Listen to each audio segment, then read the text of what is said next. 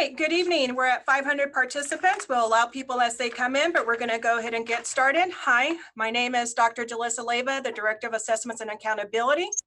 And this information is an informational meeting in which we will gather parent and community feedback. We'll be informing you about the state requirements, Governor Newsom's mandate for distant learning, and when counties on the watch list can reopen schools to give parents the option for in-person classroom instruction. All participants will have the opportunity to comment and give their suggestions in writing on 3 separate occasions. This information will be collected for the district to use to finalize the PUSD distant learning plan and get parents' feedback on in-person classroom instruction once we are allowed to reopen schools for in-person instruction.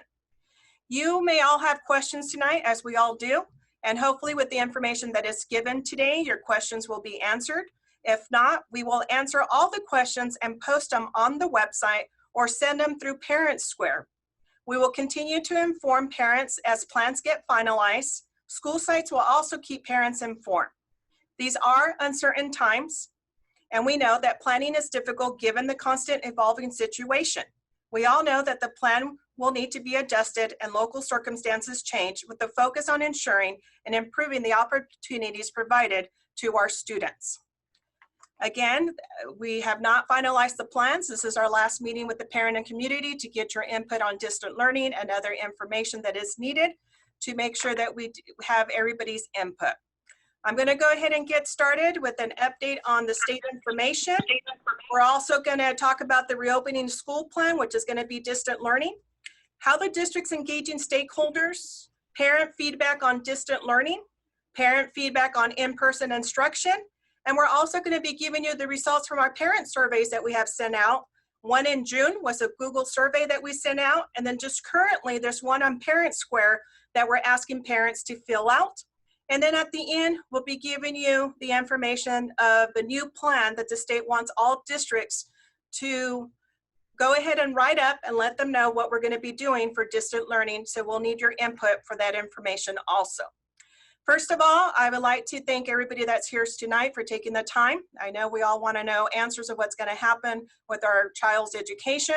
I would like to introduce at this point our board members. Some of them might be on tonight.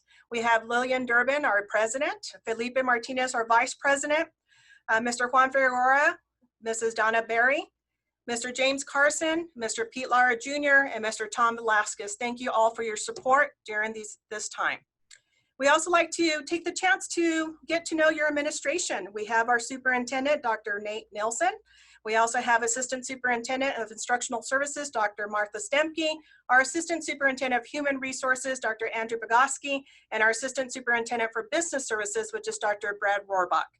We also want to give you the opportunity to get to know the Directors of Programs and Services, which we all have been meeting to plan the distant learning and in-person. Again, my name is Dr. Jalissa Leyva, Director of Assessments and Accountability. We have Mr. Andrew Woodley, the Director of Curriculum and Instructional Technology.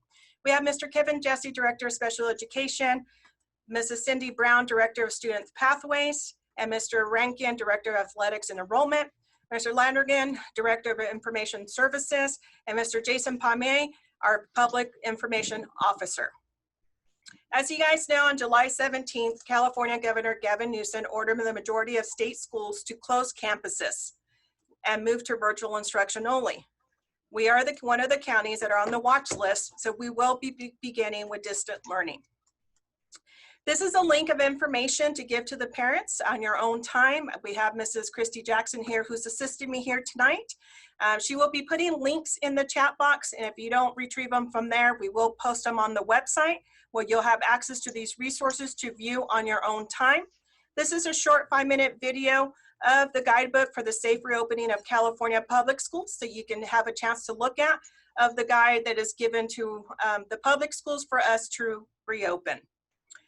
As you know, in the spring of 1920, we were compelled to shut down our schools quickly. We distributed devices, packets. We did everything we could to finish off the year from March to May to make sure that our students had what they needed for the end of the school year.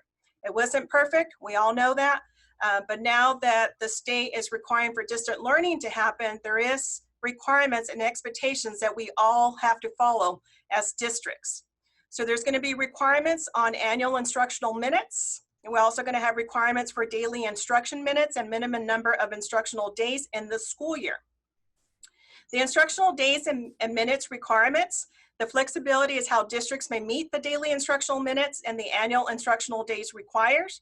For distant learning, instructional time based on time value of assignments as determined by certificated staff. And when we do have the chance to open for hybrid days, we have instructional time based on combination of time schedule with teachers and time value of assignments. These are the requirements that the state's now asking us that we make sure that we confirm and provide technology for all students. Content aligned to grade level standards and quality of intellectual challenge equivalent to in-classroom instruction. We must support for students performing below grade level, English learner students, students with disability, foster youth, and homeless youth. Accommodations to ensure individualized education plans can be executed. And for English learner students, continue assessments of English language proficiency and ability to reclassify as English proficient. And the other requirement is daily live interaction with teachers and classmates. Other requirements that are different from the spring is that we're going to have weekly engagement records for each student that documents distant learning instruction, verifies daily participation in distant learning, and tracks assignments. A student who does not participate in in-person instruction or distant learning is deemed absent that day. We need to have tier of re-engagement strategies must be developed for all students who are absent from distant learning for more than 60% of a school week. So if your child misses 60% of distant learning instruction, you will be notified daily. Plan for outreach to determine student needs, including health and social services, and when feasible, transitioning the student to full-time in-person instruction when allowed. With that information, as we stated, these are the phases that Portable Unified has constructed. We're on phase 1. We're going to start with distant learning. As we are allowed to open, we will move over to phase 2, which is 50% of students who will attend 2 days a week, and hopefully phase 3 with a 5-day modified schedule, and phase 4, which is a 5-day full day schedule. As we all know, we are going to begin on phase 1 with distant learning. As you guys know, we might go from phase 1 to phase 2, back to phase 1, depending on the circumstances of the COVID-19 pandemic. But I want parents to understand and know that no matter what phase we are allowed to go into, parents will still have the choice of keeping their students in distant learning, as long as they are completing assignments and attending their schedule for distant learning. Again, I know there's been questions out there that if we ever reopen schools in person, will parents still have the choice for distant learning? The answer is yes. Also, the school calendar will remain the same for the 2020-2021, which can be found on the website. So we are sticking with the same schedule, and as stated, the schools will begin on August 13th. One of the important links that you need to have as parents is the Parent Square link. This is a link that Mrs. Jackson will put in the chat box. We will also have on the website that if you have not logged in, this will keep you updated and informed, not only from the district information, but you also be informed from the school site administrators, and teachers will be using Parent Square to communicate with you on your students' progress in the classroom. So it is very important that we have all parents to make sure that you are logged in to Parent Square, because that's going to be our main form of communication with the district, the school site, and teacher to parent. So there's the link. If you don't get it now, we will be posting it on the parent website. At this time, I would like to introduce Mr. Andrew Woodley, so he can go ahead and go over the distant learning general plans that we have at this point. Mr. Woodley, if you can go ahead and join us. Yeah, good evening. Thank you, Dr. Leyva. So we're talking about common platforms. We got a lot of feedback from parents and students that there were just too many platforms last year in our trial run. So trying to get on some common platforms. We'll have Seesaw for kindergarten and first grade. We'll have Google Classroom in 2nd through 12th grade. We'll have a Zoom for all grades K through 12. Canvas will be K through 12, but specifically Butterfield. We have Parent Square for parent communication. We're going to push for Aries Gradebook so that you can see your students' grades in real time. And Mayan is a digital library that your student will have access to. We know we don't have a library in the city at the moment. We know that not being on school campuses, students want to have books in their hands. So Mayan will give them the opportunity to digitally check out books and read from home. Next slide there.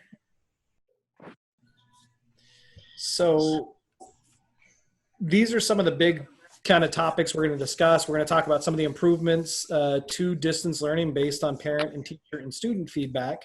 We're going to talk about some of the redefined expectations for this coming school year. And we're also going to discuss some of the connectivity issues that we know we had in order to make sure all of our students are connecting with the school in this distance world. Next slide. So some of the big pieces, there will be more student accountability. In the fall of last year, we were not able to assign grades. That was a state mandate. It was a hold harmless grading policy, meaning you couldn't take students backwards. In this instance, students will be working towards new work and new grades, and as well as attendance. So students will be required to attend daily, and there will be some mechanism through the district to try to reconnect students who are not making connections. Students will also take diagnostic and formative assessments at the beginning and throughout the year to help guide instruction. We want to be very intentional about where our students are in their learning and make sure that we're meeting them where they are and helping them grow. And then the goal is to provide students with access to their current grade level content. So if my student is entering fourth grade, they should be learning fourth grade material, but we also know that there was some learning loss due to last year's closure. So we're working to build in intervention schedules throughout the day or throughout the week so that students are both getting access to the current grade level material and being provided support to help with the pieces they missed. Next slide. So in spring 2020, we left for spring break and we did not return. We were in crisis mode. It happened fairly quickly. We were told from the California State Governor's Office, the state superintendent, there are no grades. We're going to hold students harmless at the moment. Attendance was held harmless. We tried to reconnect with our students who weren't in. But now, sorry. We tried to reconnect with students who weren't in, but we couldn't really have a mechanism to follow through. We were working on building access for all students. We got devices out into students' hands, but we know there were problems. And a lot of the year probably was review for students at that point. And there was a lot of new learning for teachers. We had teachers who had never used Zoom before. We had teachers who maybe weren't as familiar with Google Classroom. And so starting out in fall 2020, we are more prepared. Students will be graded. There will be attendance records kept. We will be following through to reconnect students who are. The district has been working to put up internet throughout the city in order to connect students. We know devices are in students' hands. I do know that some of those devices probably aren't functional at the moment. We will work on getting new devices or getting those devices fixed for students. And we are starting the year with new student learning, and we've had a lot of PD for teachers on how to use the different platforms that we're expecting them to use with students. Next slide, Dr. Leva. Here we go. So some of the expectations around learning, all teachers will be expected to follow a daily schedule. There will be a daily schedule that's done to make sure that there's no overlap, especially in the middle school and high school grades. Students told us, I have two teachers that are trying to hold Zooms at the same time. We know that doesn't facilitate learning, so we're going to follow daily schedules. All teachers will follow the district scope and sequence as much as possible. The goal is to get students into grade level learning to help push them forward, as well as addressing some of the learning loss needs. All teachers will be expected to meet with students every day. There will be some sort of live check-in. That's how we take attendance. Learning goals will be communicated during those lessons with students. This is what we're doing. This is why we're doing it. And teachers will also have regular hours to support students. Next slide. So continuing with the learning expectations, there will be deadlines students have to meet to get the work in, to get things turned in. The teacher agrees to communicate with other teachers within their school to ensure that students are not overloaded. We did get feedback from students that said, hey, like it was a lot of work coming out at once at this time from this teacher. And so the goal is to make sure that's spread evenly and that students are receiving work in a manageable timeline. Assessments will be given and delivered following the district scope and sequence. Those can be done remotely, so assessments will be pushed out to students remotely to take. We do ask that parents don't help students with the assessment. Really, the goal is to know what students do and do not know so that we can help them with the pieces they're still learning through. And then we're going to focus in on our learning platforms. We're going to make sure that people are using Google Classroom, using Zoom, using Parent Square, and the different Seesaw, the ones we covered earlier, to make sure that you're not, especially as a high school parent or a middle school parent whose student has 7 different teachers, you're getting 7 different pieces of information through 7 different platforms. We know that's overwhelming. Next slide. So student attendance, teachers will take daily attendance. They have to log it through Aries Gradebook. That does get reported to the state. It works the same as in class. If they're absent, it's an A. If they're tardy, it's a T. They'll be marked tardy. Students will be assigned classes to meet with every day, and they have to show up and do that. It very much functions like regular school in that sense, so it's more structured. And then during class, students will adhere to PUSD student code of conduct. There's still expectations on what learning looks like, whether the classroom is physical or whether it's a remote classroom.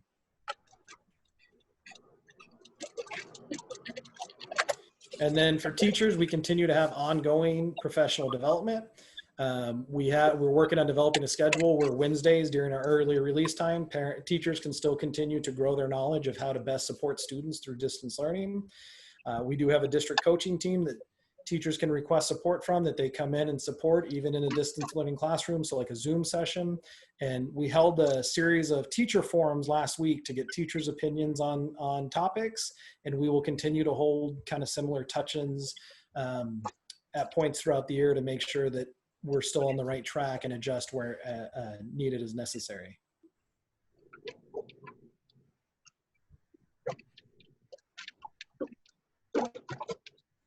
All right, thank you, Mr. Woodley. I'm going to go ahead and continue, and then we have Mr. Kevin Jesse, who's going to talk about special education.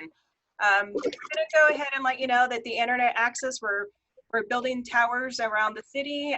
There's going to be 6 towers that would be installed. We have one at Portable High School already installed, and we're working on Granite High School, and that will provide internet access to our families. So our goal is to get 6 towers, and we have almost completed the second one. There will also be Wi-Fi hotspot devices available as needed. So if families are needing internet access, they need to contact their site administrators, or they can contact the district office to inform us of their needs. I'm going to go ahead and have Mr. Kevin Jesse, if you're on, would you like to take the next slides for special education? Great. Thank you, Dr. Leyva, and welcome parents. Thank you for being here. As part of special education, when it comes to school districts, public school districts, we have a duty to provide IDA, which means providing a free and appropriate public education to students with disabilities. We are also responsible for ensuring that we provide appropriate evaluations to our students with disabilities and those suspected of having a disability. For those students eligible, we develop an individual education plan, or an IEP, considering the unique circumstances of each child based on those assessment results. And then we provide that IEP in the least restrictive environment with, of course, the parents' participation and following procedural safeguards. Next slide, please.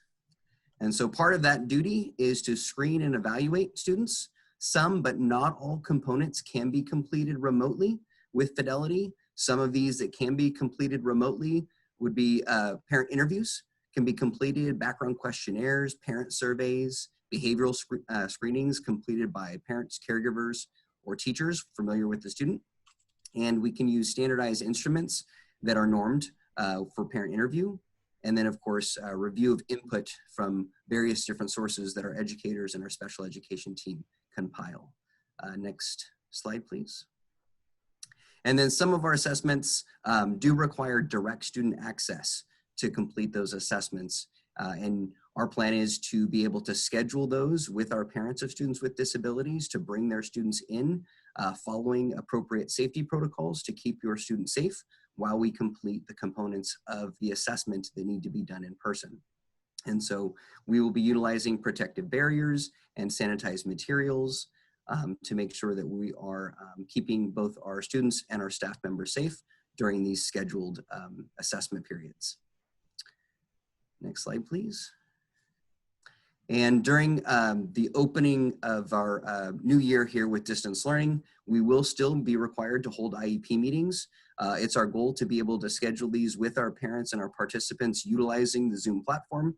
However, for those parents who do wish to hold IEP meetings in person, we can do that, scheduling them to be on site when we utilize the appropriate safety protocols. So please communicate with your case manager to schedule those when we need to do that for your IEP.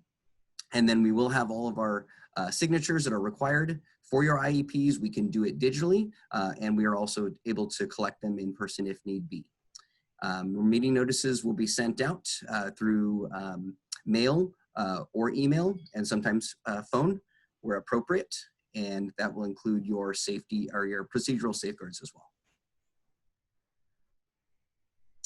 And our IEP services will include determining or developing a distance learning plan for your child at the next scheduled IEP meeting. So the services that we'll be providing through distance learning will be virtual. So you'll have live services with your child's special education teacher and service provider, utilizing Zoom and other digital platforms that the district has adopted, including Seesaw and Google Classroom. Lessons and activities will be provided or assigned using digital platforms, including Google Classroom. And our staff will be providing synchronous and asynchronous student options to make sure that we're providing differentiation in the instruction they're receiving. And our services will be based on the IEP. However, that IEP is developed for a typical normal school year, with the distance learn plan notating the services that we're providing during distance learning in each of those phases. So it may look different during distance learning, and then it may look different when we come back to the either hybrid model or the 5-day modified schedule. Next slide, please. And our special education staff and teachers will also be utilizing the various different Google Suite and extensions to provide those services, accommodations, progress monitoring materials through those technologies. And we'll utilize safety in terms of materials. So for those students who do require some manipulatives or some materials to be made available at home for learning, we'll make sure that we are sanitizing those and preparing those to be sent home where appropriate. And our staff members will be consulting with their general education counterparts to ensure that as our teachers are preparing for distance learning, that they're keeping in mind the appropriate accommodations and modifications to that distance learning general education environment so that your student can be successful. And of course, our special education staff members will be available to support your student or you as a parent when you have questions, and you can reach them through office hours, email, chat, video, however works for you. And please reach out to us if you have questions, and we want to make sure that our staff is providing feedback to you on your students' progress. All right, thank you, Mr. Jesse. I'm going to go ahead and continue with their distant learning expectations for our English learners. We also have to have a plan for providing language development, instruction, and services for English learners. We have to provide designated and integrated instruction in English language development, continue to assess and evaluate students' progress toward language acquisition, and also support to address the needs of EL students, as well as daily live interaction with certificated employees and peers. As you know, this is a continuous improvement approach to planning. We develop and we adjust the plan for opening of schools based on public health criteria, operational capacity. We then validate the plan against experience, research, and best practice. And as we implement the plan, we will monitor the results against expected outcomes, being ready to modify, pivot, or abandon parts of the plan in order to improve outcomes. This is a team framework of everybody that's involved when creating a plan. We have the group of operation of food services, technology, facility, maintenance, transportation, as well as our instructional core instruction services for educational content, structure, child welfare, mental health services, childcare, after-school programs, online learning, and options and curriculum. We also have to look at resources, our budget, the time, people, facilities, technology devices, and training that is involved. And of course, always getting input from our stakeholders and making sure we're communicating with them, our students, parents, teachers, staff, board, labor partners, and community. And it all goes based on public health guidance is where we're at with the planning. As you know, stakeholder input is always important, from district cabinet level to school board members, administrators, staff, teachers, students, and parents, also the community and city lead officials. Districts that incorporate feedback from teachers, parents, and students are far more likely to make changes work better for everybody. So these are common questions that we collected, not only from what people have been responding, but from other districts. We're hoping that we have answered some of these questions. Questions that parents ask is, will you have tech support and a teacher for online learning? Will there be common online learning platforms? Will there be live virtual instruction? What kind of individual communication will my child receive? What's the plan for grading, attendance, and testing? What are accommodations for students with special needs or students learning English? Other questions that have been common through district meetings have been, what feedback can you offer your school? How do teachers plan to make online learning more fun and keep students engaged? How will materials and devices be distributed to students? I think that's one of the things that we didn't cover in the previous pages, and I think it was a question that was asked on Facebook. During the springtime, we used drive-through pickups and scheduled times where parents would come up and pick up materials and devices. And for the fall, we're going to keep the same procedures with safety guidelines of distributing materials and devices. Will distant learning still be an option for all students when schools are able to reopen? We received the answer for that. The answer was yes. And where can you access the school calendar? You can access it on the portable website. And then will meals be provided during distant learning? Yes, there will be a scheduling of meals or how meals will be provided. And then if you need internet service, you all know to contact your school site or the district office for information. Now this is where we will like to gather your feedback in writing. Mrs. Jackson is going to go ahead and put a link on the chat box. If you are new to Zoom, you should have options at the bottom that say chat. Click on the word that says chat, and then you should open up an area where you can click on the link and take a quick survey. What we're asking parents to do here is, I'm going to go ahead and open up the survey so you can take a look at what it looks like.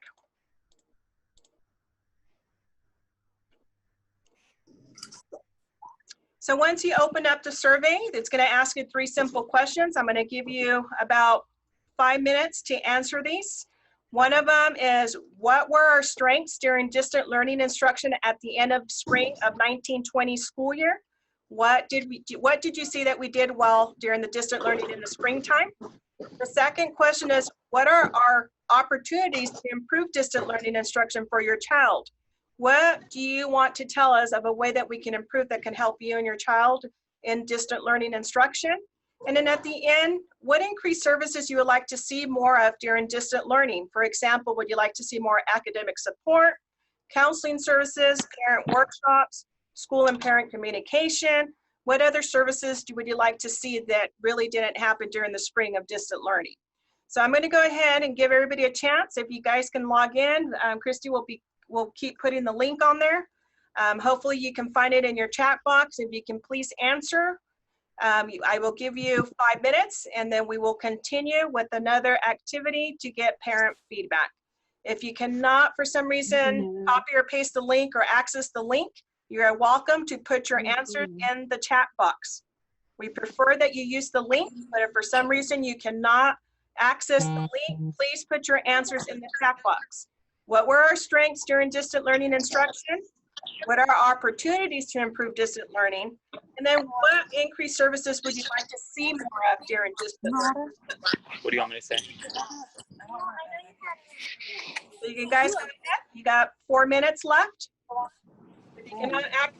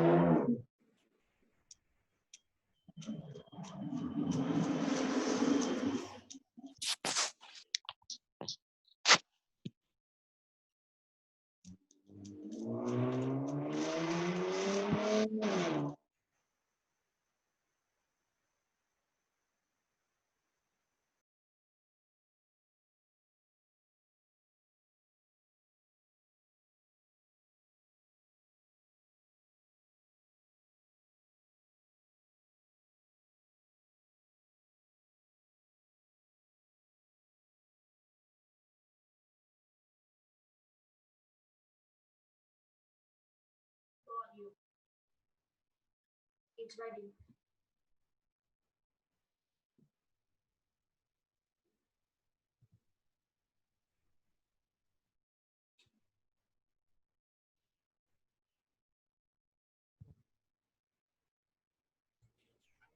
On question number 1, if you guys can please refresh your screen. There was issues on number 1. It should be fixed at this point. Okay, thank you.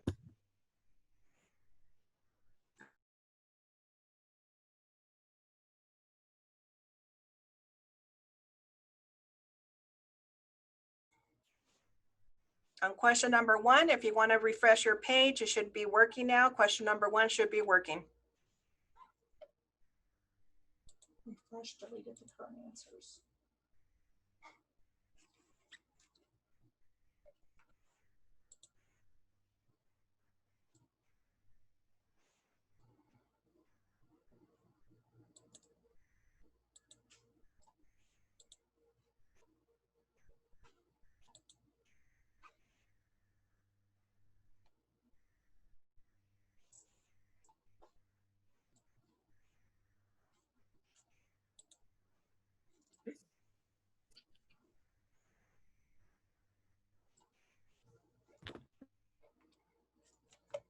Okay,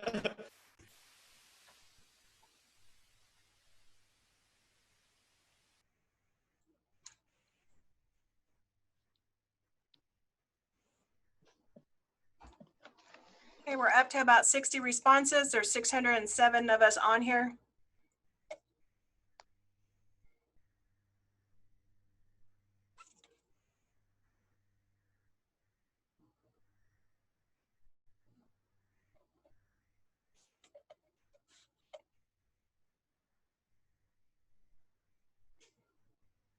We'll give people about 2 more minutes to complete.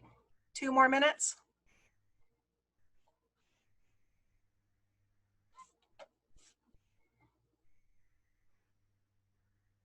We're up to 100 responses at this time.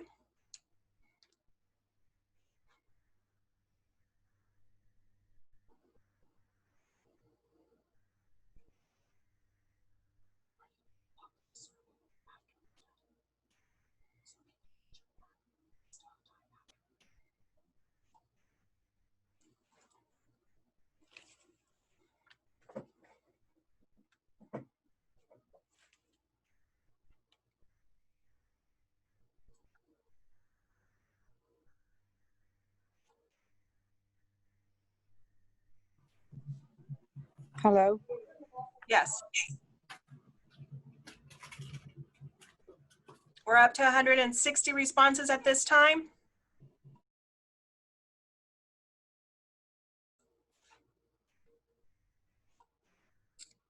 $180.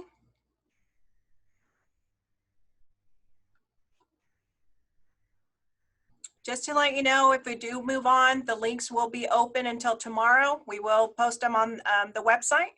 So if you didn't get a chance to finish or would you like to retrieve them from the website, you are welcome to. We'll give it about a minute more. We're a little bit ahead in our presentation. Ma'am, can you hear me? Could I ask a question? Yes. I'm trying to submit mine. I wanted to say on question number 1, you've done a fabulous job.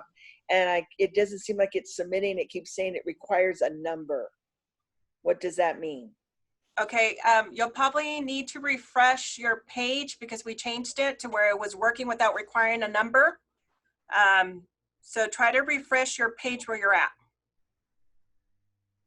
Okay. When you refresh, you lose everything.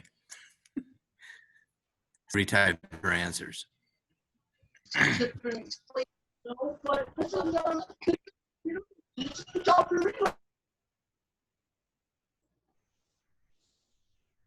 right, we're up to 245. Like I stated, if you did not get to finish, we will post it on the website right after the meeting so you can finish this activity number 1 for your responses. We are moving along. We're up to 256. We're going to go ahead and continue with the presentation. The survey will continue, and we will also post it on the website for people to use it tomorrow, and then we'll post it up tomorrow. So we're going to go ahead and continue with the presentation. All right, so thank you for the information for distant learning. We wanted to know what the strengths were in the spring and how we can improve. To get your feedback on that, if you're still working on your survey, continue to work on. I'm going to go ahead and continue with the presentation here. As you know, we're going to go through phases. After a county is removed from the watch list, which happens after a 14-day sustained decline in cases, districts may implement their reopening plans. PUSD will be using metrics and guidance from the California Department of Education, the California Department of Public Health, and the Tulare County Public Health, which will determine when it's safe to physically reopen our schools to move on to phase 2. So, and hoping that at some point we will get to in-person return guidelines and updates, there is a resource link there that Christy will put on the chat. That's just information about the current California Department of Public Health, of guidelines for the school sites, of more updated guidelines of what's required for in-person instruction. I want to give you a little bit of information of what they require, and then we're going to do another activity to get your input on in-person instruction. Remember, when we do open for in-person instruction, parents will still have the option to keep their students on distant learning. So the current guidelines for California Department of Public Health, the document provides the metrics for when a classroom or school site or entire district will be forced to shut down due to confirmed COVID-19 cases. It also gave us an update on masks, which is there's a new flexibility. All students and staff in grades 3 and above are required to wear a mask. Students in second grade and below are encouraged, but not required to wear masks or face shields. Physical distancing requirements that staff and students, to the greatest extent possible, maintain at least 6 feet of physical distancing from their students and peers. Other things that we have to follow are daily symptom monitoring procedures, taking temperatures as students are walking in. We also have to have extra hand washing stations available and daily sanitation and disinfection procedures in place. And also quarantine protocols of what do we do when students fall ill. With this information, we will continue to proceed with our planning focus groups on the many logistical questions surrounding reopenings, both in distant learning configurations and in person at whatever time it does take place. We look forward to continuing to develop our plans with our stakeholders' input. At this time, as stated, once we get the green light to reopen, following all the California Department of Health guidelines, we would like to get your input, and Mrs. Jackson will be putting in the link, the Google survey link. We also have a link for resources, which I'll ask her to do later so we don't get confused which link is what, for the Centers of Disease, so you can kind of read about that on your own. But we have another Google link that we'd like to get your input. PUSD will be following all California Department of Health guidelines when we are given the green light to have in-person class instruction. Even so, we know that we have concerns out there. On the survey, we ask you, what are your concerns still? And what else do you recommend that we do to ensure your child's safety? And any other suggestions or comments that you would like to let us know about in-person option return. So we're going to go to the link. Christy has put it in the chat box again. And this is what it looks like. So this is activity number 2. We're asking for in-person feedback information. Once we're given the green light and we follow all guidelines, what are your concerns still? And what else do you recommend that we do to ensure your child's safety? And any other suggestions or comments that you would like to add for us to consider as we continue to plan for in-person instruction. Please take the time again to click onto the link. We will give you 5 minutes again to gather your responses on in-person instruction, and that way we can start to finalize our plans.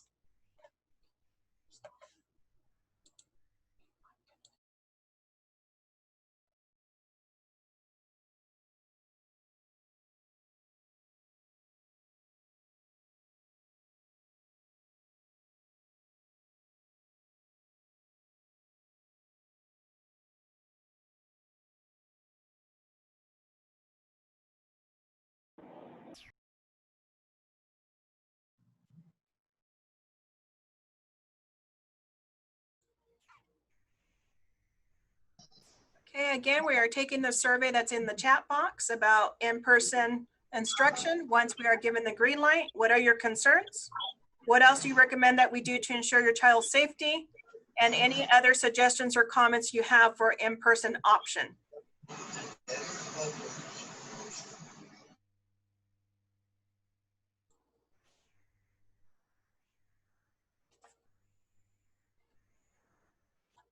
Again, the links will be posted on the website to get more parent feedbacks or parents that were not able to join us.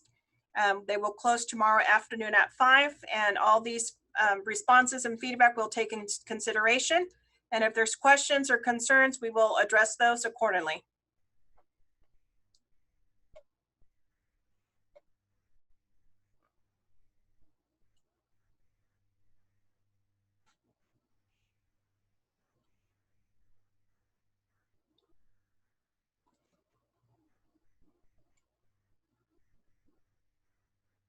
Okay, we're up to 60 responses. We'll give you guys another 3 minutes. And like I stated, they will remain open and posted on the website.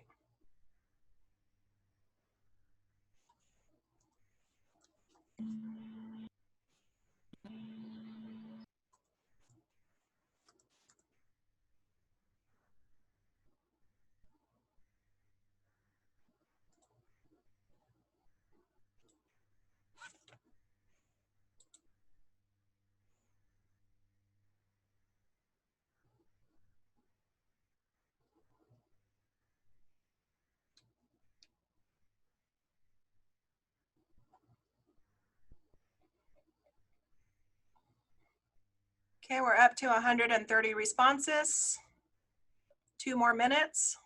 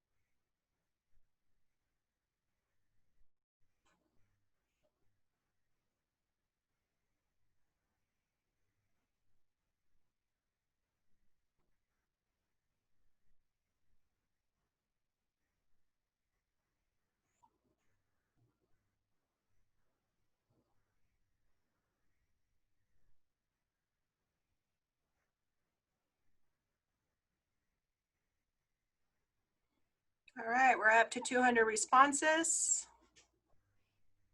Give about 30 seconds more and we'll continue with the presentation. Remember, if you do not complete it, you can still finish it up. We will post it on the website and we'll close it up tomorrow afternoon. Just want to maintain the meeting within the hour. 220 responses at this time.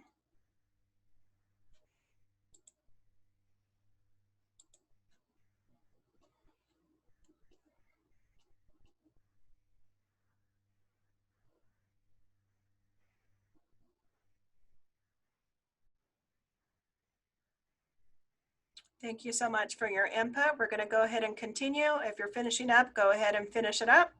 And like I stated, it will be posted on the website and we'll close it up tomorrow afternoon. As you know, as promised, we wanted to give you the results from the surveys that have been sent out. One was sent out in June, which was the Google survey that went out to parents, students, and staff. We had 1,092 students respond to that survey, 2,111 parents respond to it, and 498 staff members that responded. What you're seeing here, if we would just want to kind of focus on the green and the mustard yellow color bars, that means that they strongly oppose or oppose full-time return if given the okay to do so. We also had the hybrid model, what parents were opposing the hybrid, and then the green and mustard color for remote distant learning. The one thing we notice here with our students is that they strongly or oppose distant learning. They would prefer hybrid or in-person instruction. From the parent survey, what we mostly got was they were preferring the distant learning and hybrid, and also looking into full-time return. And then for staff, staff was opposing the full-time return. They prefer hybrid and distant learning instead. We also had the questions about internet access. Students were responding that 84% of them did not need internet access. 15% said yes, they needed internet access. We also had in the English parent survey of 2,111 parents, 81% of them said that they did not need internet access, and 18.5% stated that yes, they did need internet access. Also for the Spanish survey that we send out, we had 68% of our parents saying that they didn't need internet access, but 31% of them did say that they needed internet access. We also asked the students if they would like to see more after-school tutoring or academic interventions. We had students from 4th through 12th grade respond. The majority of them were high school students, incoming 9th graders, incoming 10th graders, 11th and 12th graders. So you can see the majority were high school students that responded, 73 8th grade, 43 7th grade, and then we had 19 6th, 19 5th, and 18 students for 4th grade, where we have 67% of our students said no, they were not interested in tutoring and academic support, where we did see 9% that were interested in at least 1 day a week for support, and 11.4% stated that yes, they would like to see 2 days of support, and then we go from 3 to 4 to 5. So we did gather that information to see what the students were saying of how much support they were needing out there. The recent survey that we send out was just this month of July, the last 2 weeks. It's been going out to all parents, and we do need all parents to respond to the Parent Square survey. So if you do not have access, please make sure you log in. This is how will your student be returning when school begins. This is before Governor Newsom announced the distant learning. We still want to see what parents were wanting. As you can see, from 3,581 parents, we had 43% of them wanting distant learning for when school starts on August 13th. And we also had 57% of students that were parents that were okay with coming on campus. Again, 43% of parents were saying, no, let's stay with distant learning. And we have 57% of our parents who were wanting in-person instruction. We also have our internet access question again. Do you have home internet access capable of supporting your child's distant learning? We have 94% of parents saying yes, they have internet access, and 6% of our parents who responded said no. The other questions that we had too is how were the students going to get to school? Some said that they were going to ride the bus, others said they're going to get dropped off or walk. We have 88% of our parents saying that they're going to drop off or the student would walk, 12% would be riding the bus. We also had questions about after school support. How would your student be going, getting home? And 20% of them parents stated that their child would like to remain in the YES program after school. 11% said they were going to ride the bus, and 69% of parents said that they're going to pick up or the student will be walking home. So those are the results of the parents survey. As I stated, the Parent Square survey is still on. We are asking for all parents to respond. We have 3,581 families that have responded, and I think there's above 5,000 families in our district. So our school sites are working hard and making sure that every parent responds to the survey. The new thing that I want to talk to you guys now is about the new plan. It's called the Learning Continuity and Attendance Plan. This is a plan that the state's requiring all districts to turn in. We have to describe the impact of COVID-19 on our students, teachers, and staff and community. We also have to explain to them how the state and federal funds are being used to support the efforts of learning loss. And then we also, our district has to talk about the increases in improving services in proportions to funds generated by low-income, foster youth, and English learner students. What does that entail? Shortly, this is the main summaries that we'd like to get. We need to monitor and support students' mental health and social and emotional well-being. What are the strategies that we're using to connecting with parents in multiple languages of students who are now engaging in distant learning? Strategies for communicating with parents when students fail to participate online for 3 or more days in a week. How are we going to get in contact with those parents when students are not showing up? And a plan for distant learning that will ensure pupils have access to full quality curriculum. Other things that are required in the plan is that we need to describe as a district of how connectivity and a computing device will be provided to all students, extra academic support for those who have had the most difficult adjusting to distant learning, and how staff will receive training, resources, and technical support, as well as districts must specifically address the needs of English learners, low-income students, foster youth, special education students, and homeless students. So as you can see with this plan that the state's asking us to do, it's pretty much all the other slides that we presented to you, our overall general concept of the plan. More specifics will come as we finalize it, and every school site will be detailing the specifics for each school site. For the Learning Continuity Plan, as a summary from the LCAP meetings that we had last year, we had 6 LCAP meetings where parents, students, administrators, and teachers came to talk about what they would like to see more of next school year. This was before COVID-19 happened, and even after. Some of the focus goals that they talked about was more interventions for students. They would like to see more counseling support for social and emotional learning for student needs. They wanted to keep attendance and behavior incentives for students, more counselors and social workers to be hired. Also maybe offer Saturday interventions or enrichment classes for A through G support. They also wanted to improve facilities, update them, the classrooms, and they wanted to focus on teacher PD to help with instruction. Also continue parent workshops that would address attendance, behavior, college and career readiness, and more electives and opportunities to support elementary and middle school. So these were the focus goals that out of surveys and out of meetings and conversations and activities were the main focus goal that the committee wanted the district to focus on. So our last activity that we have for you today is we would like for you to prioritize those activities and selecting only 4 for distant learning, 4 for in-person, and then any other suggestions that you would like for us to include in the plan under those topics. So Christy will be putting the link in there. I'm going to go ahead and open it up and kind of let you see what that looks like. So here we're going to be doing some checking off instead of writing. So once you open it up, it asks you to select the top 4 priority focus goals for distant learning. What should be our top 4 in planning? What would you like to see happen during distant learning? So you would check off just 4. I'm just giving you an example.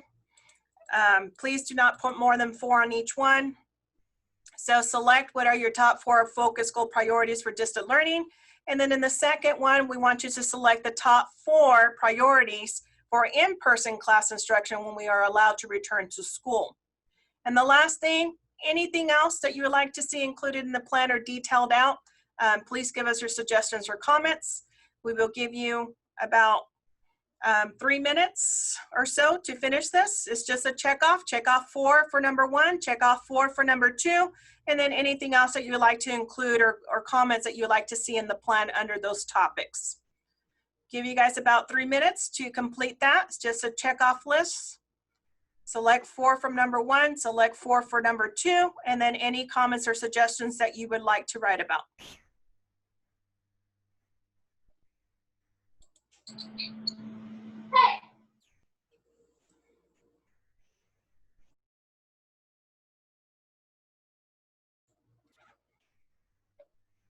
Okay, this one should go a little bit faster. It's just a checkoff list, 4 from number 1, 4 for number 2, and then any comments or suggestions that you would like to make or like to see in the plan for the district.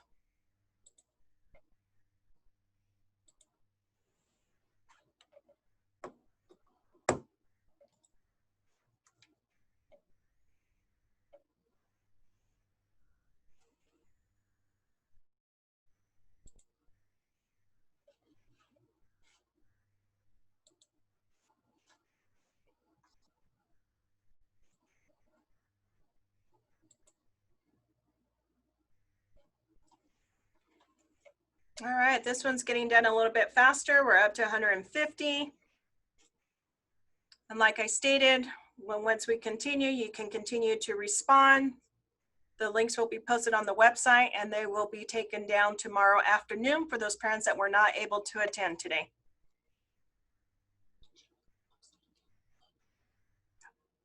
Chris is going to post a link again for those of you that need it. This one's going a lot faster than the others. We're up to 200 responses.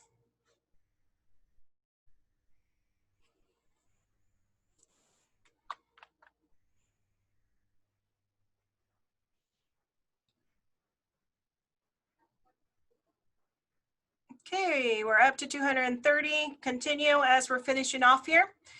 First of all, I'd like to thank you for your time and support. As I stated, if your question was not answered, I know we want more specific and details for each school site. That will be given to you.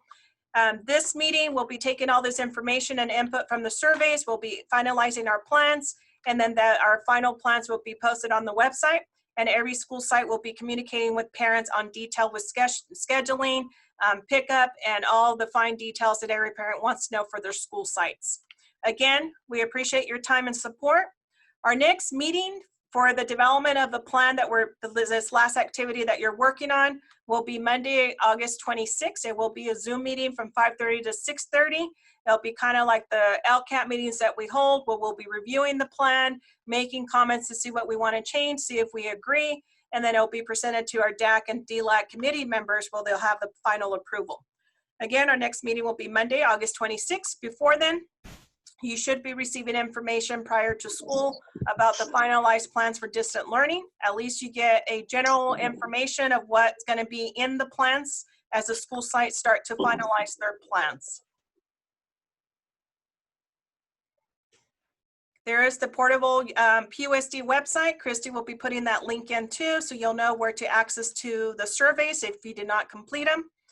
There's also resources to the San Joaquin Valley Public Health website that they provide in English and Spanish resources, what to do if you are become ill, just additional resources for parents to have. So again, thank you everybody for being here. Hopefully some of your questions were answered. The more specific and details of your school schedulings will come out soon. Like I stated, this was the last meeting we had to be held with the parents. We've held administrators, teachers meetings, forums to develop the plan. And then we wanted to hear from our parents in our community what your comments or feedback were with distant learning, in person, and for the new plan that we have to turn into the state. So thank you. If you have any other questions, you're welcome to post them on the chat. We will be saving the chat too to make sure that your questions are answered. Again, thank you. This will end our presentation tonight.